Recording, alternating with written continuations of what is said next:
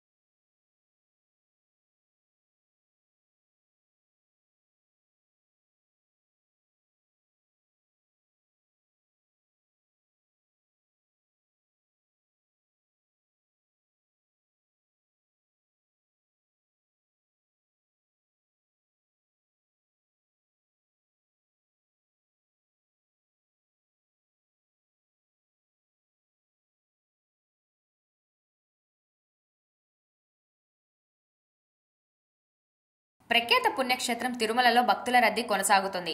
బుధవారం నాడు 60,928 మంది భక్తులు శ్రీవారిని దర్శించుకున్నారు.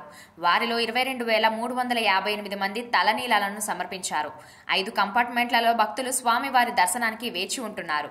సర్వదర్శనం కింద స్వామివారిని దర్శించుకోవాలనుకునే వారికి 8 నుంచి 10 గంటల సమయం పట్టింది.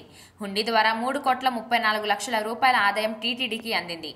వైకుంఠ ఏకాదశి పర్వదినం సమీపిస్తుండటంతో తిరుమలలో ఏర్పాట్లు చురుగ్గా సాగుతున్నాయి. రోజు 1,00,000 మందికి పైగా భక్తులు స్వామివారిని దర్శిస్తారని టీటీడీ అధికారులు అంచనా వేస్తున్నారు. తెలుగు అమ్మాయి శ్రేయ ధన్వంతరి బోల్డ్ ఫోటోషూట్లు ఇటీవల అగ్గిరాజేస్తున్నాయి. ముఖ్యంగా బికినీలు, పొట్టి నిక్కర్లు, క్లీవేజ్లతో శ్రేయ చెలరేగిపోతోంది.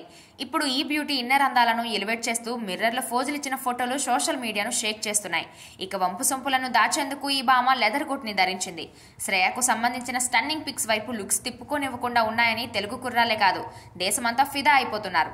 శ్రేయ కెరీర్ విషయం అయితే నాగ చైతన్య జోస్లో ఓ చిన్న పాత్ర తర్వాత ఈ తెలుగు బ్యూటీ పరిచయమై స్నేహగీతం ద్వారా హీరోయిన్ గా, తర్వాత హిందీ, తమిళ మూవీస్ లో హీరోయిన్ గా చేసింది.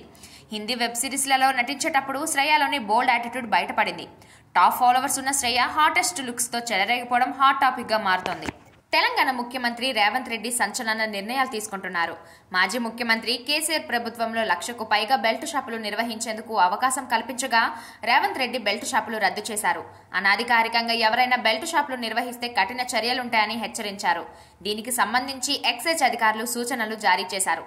అలాగే వైన్ షాపులు టైంను పాటించాలని తెలిపారు. ఎన్నికలకు ముందే తెలంగాణ ప్రజలకు ఇచ్చిన హామీ ప్రకారం బెల్ట్ షాపులు రద్దు చేసి స్టార్ ముఖ్యమంత్రి అనిపించుకుంటున్నారు.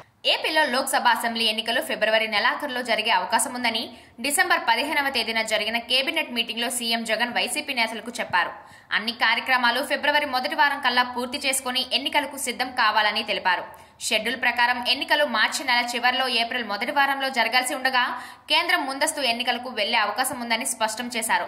అందరూ సమర్థవంతంగా పనిచేయాలని, సంక్షేమ పథకాలను ప్రజల్లోకి బలంగా తీసుకువెళ్లాలని, ఇంటింటికి ప్రచారం నిర్వహించాలని జగన్ ఆదేశించారు.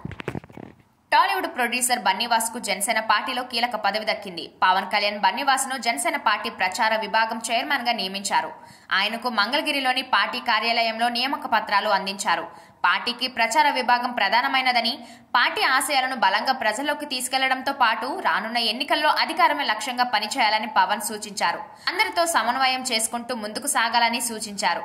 పార్టీ కోసం కష్టపడి పనిచేయాలని తెలిపారు.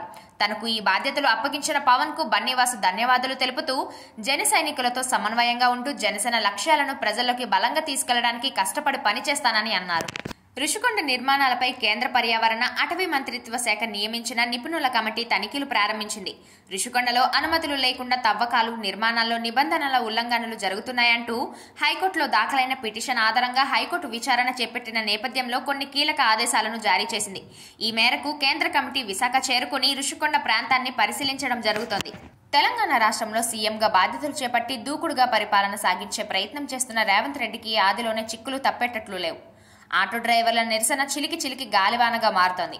కాంగ్రెస్ పార్టీ ఇచ్చిన హామీలలో భాగంగా అధికారంలోకి రాగానే మహాలక్ష్మి పథకాన్ని తెలంగాణ రాష్ట్రంలో అమలు చేసేందుకు నిర్ణయించిన రేవంత్ రెడ్డి రాష్ట్ర వ్యాప్తంగా మహిళలకు బస్సులలో ఉచిత ప్రయాణాన్ని సౌకర్యాన్ని అందిస్తున్నారు.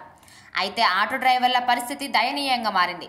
రవాణా శాఖ మంత్రి పొన్నం ప్రభాకర్ తమ సమస్యలను పరిష్కరించకపోతే ఈ నెల 18వ తేదీ నుండి 22వ తేదీ వరకు ధర్నాలు, నిరసన కార్యక్రమాలు చేపడతామని, చలో హైదరాబాద్ నిర్వహిస్తామని, ప్రజాభవన్ను ముట్టడిస్తామని హెచ్చరించారు. ముఖ్యమంత్రి వైఎస్ జగన్మోహన్ రెడ్డి ఆధ్వర్యంలో వైసీపీ ప్రభుత్వం మరో కార్యక్రమానికి శ్రీకారం చుట్టనుంది. 2వ విడత జగనన్న ఆరోగ్య సురక్ష కార్యక్రమాన్ని చేపట్టనుంది. జనవరి 1వ తేదీ దీన్ని ప్రారంభించనుంది. రాష్ట్రంలోని పేదలందరికీ కుటుంబ సంక్షేమం, ఆరోగ్య భరోసా కల్పించడంలో భాగంగా ఈ పథకాన్ని చేపట్టనుంది. జగనన్న ఆరోగ్య సురక్ష కార్యక్రమం చేపట్టిన తర్వాత ఆసుపత్రుల్లో ఓపీ పేషెంట్ల సంఖ్య భారీగా తగ్గిందన్న ప్రచారం జరిగింది. రోగులు ఆసుపత్రుల వరకు వెళ్లకుండా వారి ఇంటి వద్దనే వైద్యం అందజేయడమే ఈ కార్యక్రమం ఉద్దేశమని సీఎం జగన్ తెలిపారు. మొదటి విడతగా సెప్టెంబర్ 30 నుండి నెల రోజుల పాటు ఈ కార్యక్రమం పూర్తి చేశారు.